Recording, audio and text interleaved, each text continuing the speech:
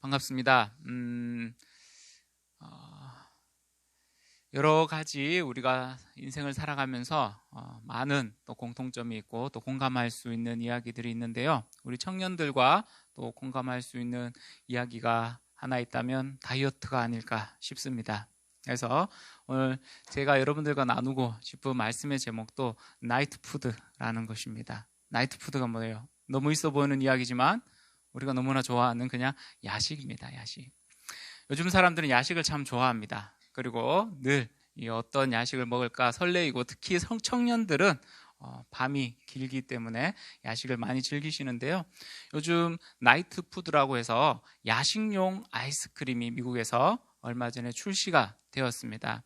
카페인이나 소화에 방해되는 것들, 그리고 몸에 나쁜 성분들은 빼고요. 밤에 먹어서 도움이 되는 성분으로 이 아이스크림을 만들었다고 이야기합니다. 그 이유가 뭐냐면요, 이 아이스크림을 먹을 때 오히려 잠이 더 잘 온다라는 거예요. 소화가 더 잘 돼서 숙면을 취하는데 도움이 된다라는 겁니다. 여러분들이 야식을 먹는 이유가 뭐예요? 배가 고프면 잠이 안 오기 때문이에요. 어느 정도 배가 불러야지만 사람이 잘 때에도 숙면에 도움이 된다라고 이야기합니다. 결국 우리가 참고 굶고 그리고 어떻게든 안 먹어야지 하는 것보다는 적당히 먹는 것이 우리의 건강을 지키는데 오히려 더 유익하다는 겁니다. 결국 다이어트라는 것은 뭐예요? 잘 굶는 싸움이 아니라 잘 먹는 싸움이에요. 무엇을 먹느냐가 더 중요합니다.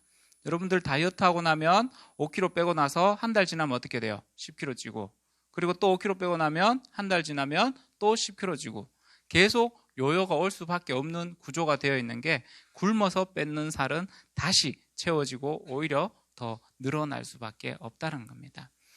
우리의 건강을 신경 쓰고 건강을 할 때는 비우는 것보다는 어떻게 더 잘 먹느냐가 중요하듯이 우리의 신앙도 마찬가지입니다. 거룩한 삶을 살아가기 위하고 성도의 삶을 살기 위해서 우리는 늘 나의 안에 있는 것들을 비우려고 합니다. 그리고 인내하려고 합니다. 참으려고 합니다. 그러나 종교 가운데 많은 종교들이 이 비움을 추구를 합니다. 그런데 기독교는 비움의 종교가 아니에요. 기독교는 채움의 종교입니다.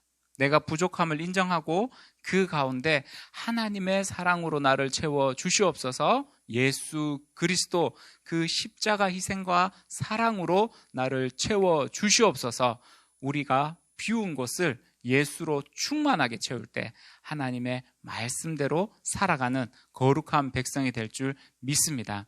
오늘 우리가 읽었던 이 에베소서 말씀도 맨 처음 1장부터는 교회의 시작을 이야기합니다. 교회의 시작은 예수 그리스도부터 된 것이야. 그리고 이 교회는 예수 그리스도께 하나가 되어 접속되어 있는 곳이기 때문에 반드시 하나의 모습을 가져야 하고, 그 가운데 있는 성도는 거룩하게 살아야 한다는 것을 이야기하고 있습니다. 오늘 이 5절에서는 거룩한 성도의 삶에 대해서 구체적으로 이야기하는데요. 성도가 거룩한 삶을 살아갈 때는 반드시 지켜야 하는 것들이 있는데, 그것이 바로 1절 말씀입니다. 그러므로 사랑을 받는 자녀같이 너희는 하나님을 본받는 자가 되라는 것이죠. 우리가 거룩한 모습으로 살아갈 때 나의 모습을 보는 것이 아니라 하나님의 모습을 따라가고 그 모습을 본받을 때 우리가 성도로서의 삶을 살아갈 수 있다라는 겁니다.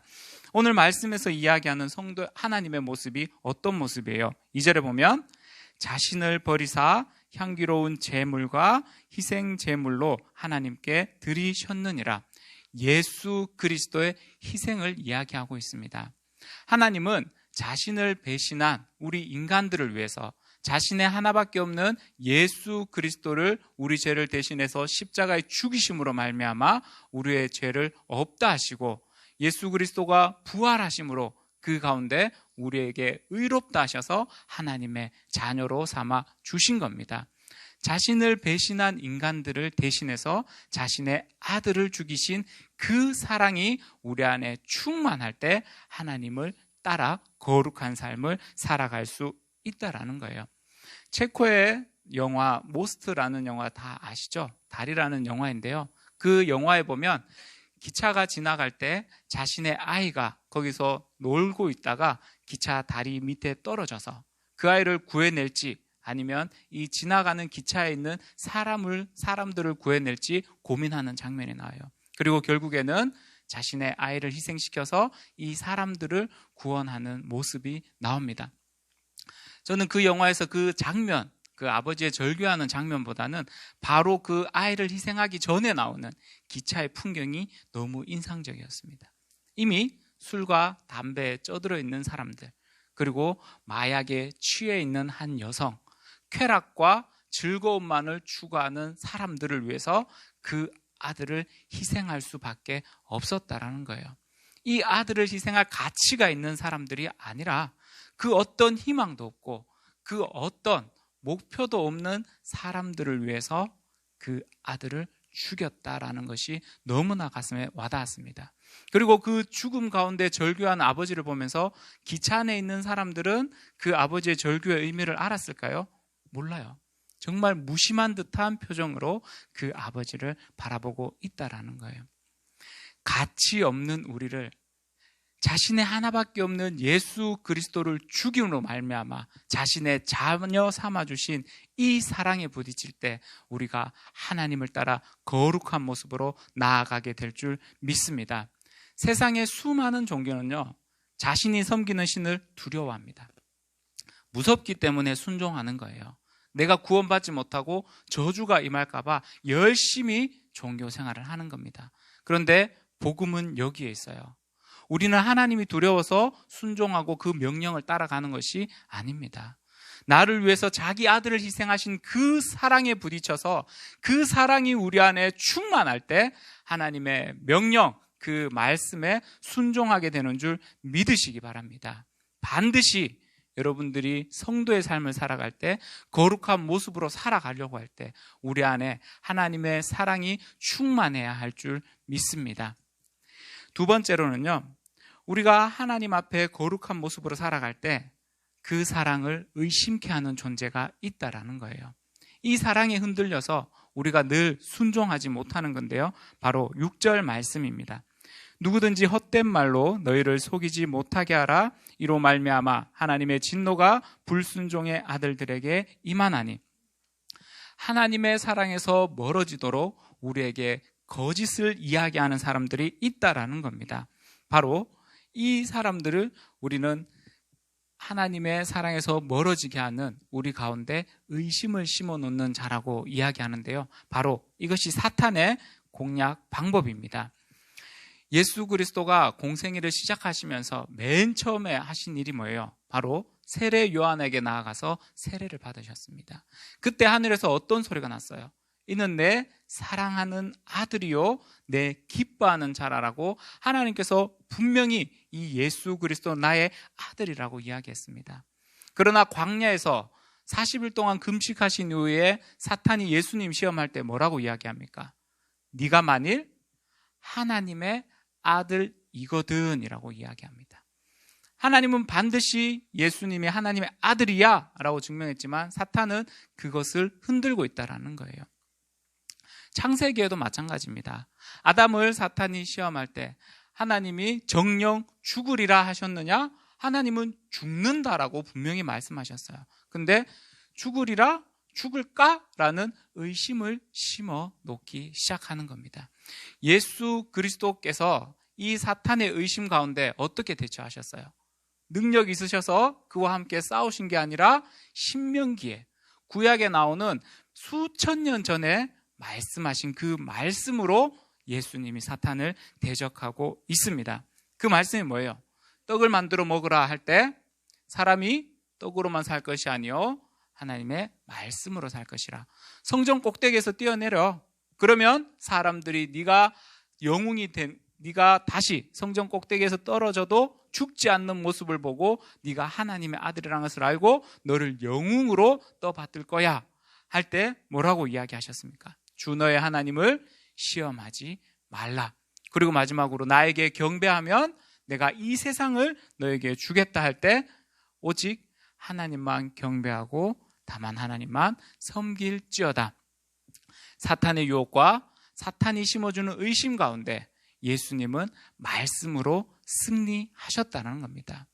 우리가 아무리 힘들고 어려운 상황 가운데 이 시대에 신앙을 지키며 나아가는 것이 불가능하다라고 이야기하는 시대 가운데에도 말씀으로 나아갈 때 반드시 승리하게 될 줄 믿습니다. 미국의 많은 교회들이 이 현 시대와 손을 잡고 이제 말씀을 정리하기 시작했습니다. 어떻게 정리했을까요? 성경에 나오는 기적적인 이야기는 요즘 같은 이성의 시대에, 과학의 시대에 맞지 않아 라고 해서 성경에서 잘라냈습니다. 그래, 예수님 역사적인 사실이야. 그런데 예수님이 이루셨던 기적이나 십자가, 죽음 여기까지는 인정하겠지만 부활은 인정할 수 없어 라고 해서 그 내용들을 뺐습니다. 자신의 이성과 논리와 과학에 맞지 않는 것들을 다 빼고 이제 인본주의적인 성경을 만들어서 그것들을 사람들과 나누었는데요. 처음에 사람들은 이것이 맞다라고 생각했어요.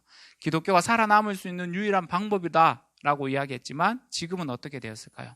지금은 인본주의적인 교회들은 다 사라지고 있습니다. 세속주의와 결탁한 기독교는 다 사라지고 있고요. 미국에서 성장하는 교회가 있습니다. 바로 전통 복음주의 교회들은 지금도 여전히 성장하고 있다라는 거예요.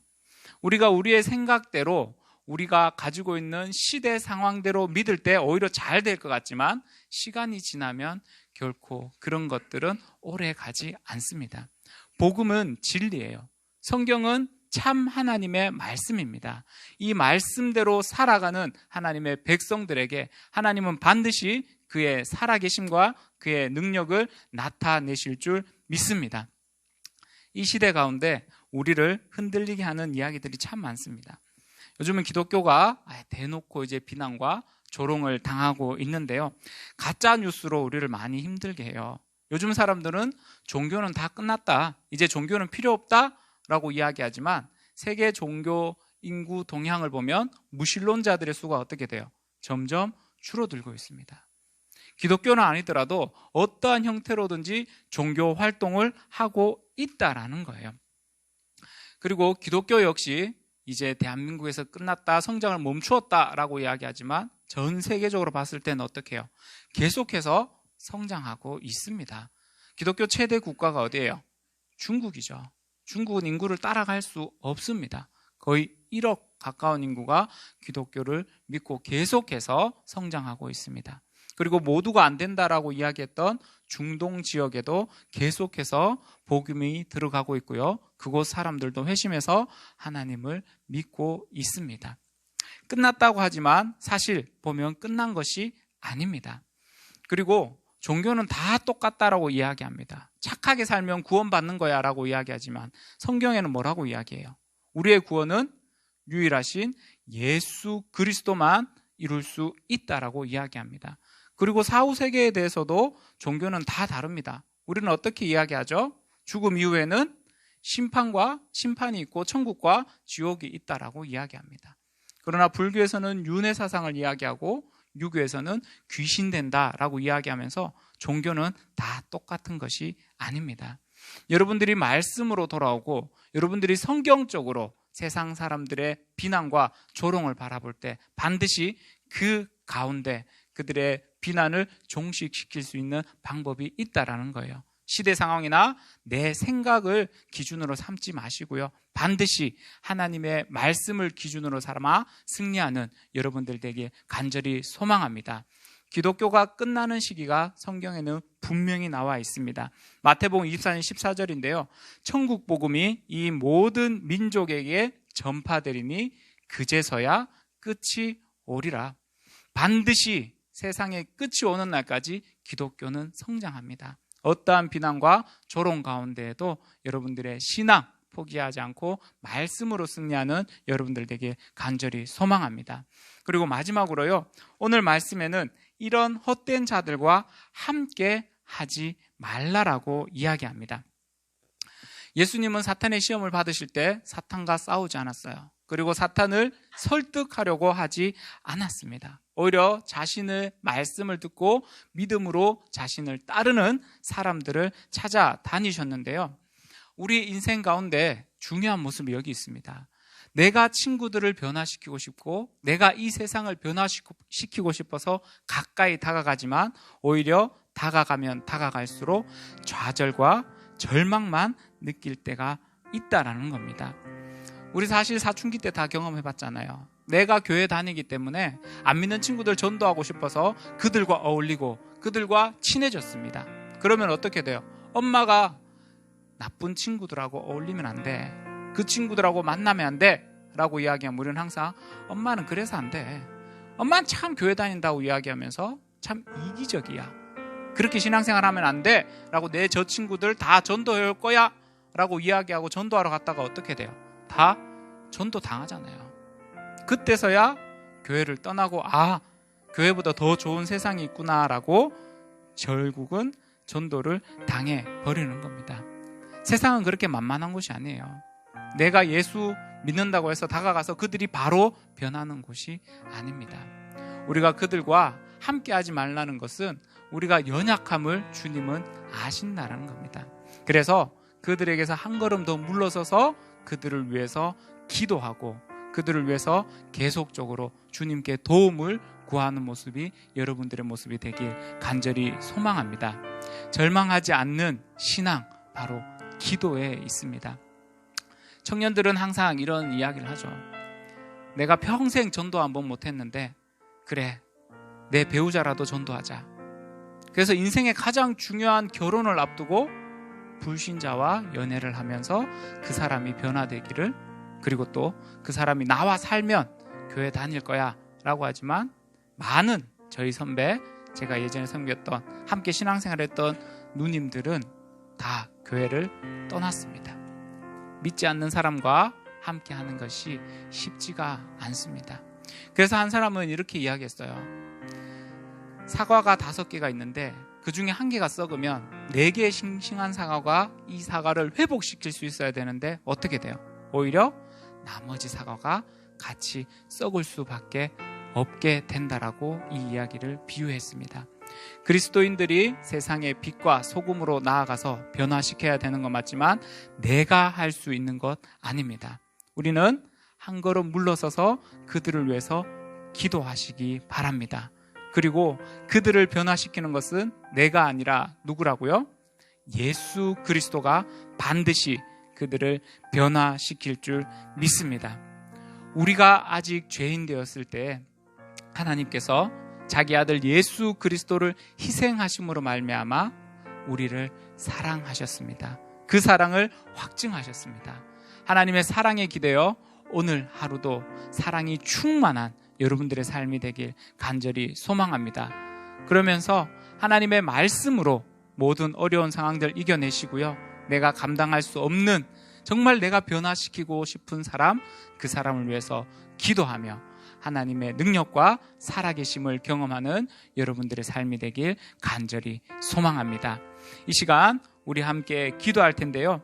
하나님, 내가 다른 어떤 종교와 다른 정말 하나님을 두려워서 내가 그 명령에 순종하는 것이 아니라 하나님을 사랑하기 때문에 하나님의 사랑으로 오늘 하루도 승리하게 하여 주시옵소서. 내 안에 하나님의 사랑이 충만케 하여 주시옵소서. 모든 어려움 가운데에서도 말씀 충만하여 말씀으로 이겨내게 하여 주시옵소서. 내가 변화시키고 싶은 상황 가운데 기도함으로 예수님께 간절히 도움을 구하는 우리의 모습 되게 하여 주시옵소서. 내가 알지 못하는 것까지 주님께서 기억나게 하셔서 이 새벽 기도할 때 주님의 살아계심과 주님의 능력을 경험하게 하여 주시옵소서. 우리 이 시간 주여 한번 외치고 기도하며 나아가겠습니다. 주여.